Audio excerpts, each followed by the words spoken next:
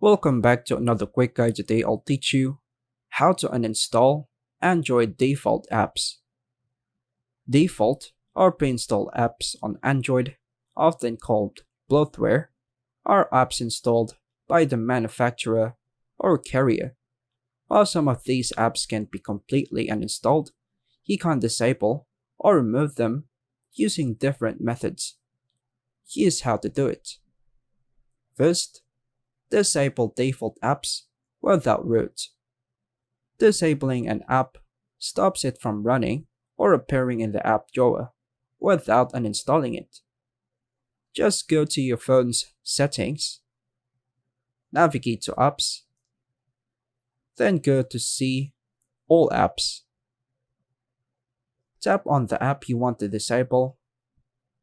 Tap disable if the option is available, and confirm when prompted.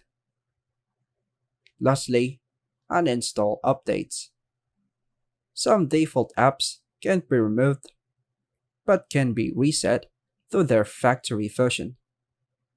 Tap the three dots in the top right, then tap uninstall updates to remove updates and restore the app to its original state. By following these methods, you can manage or remove default apps on your Android device.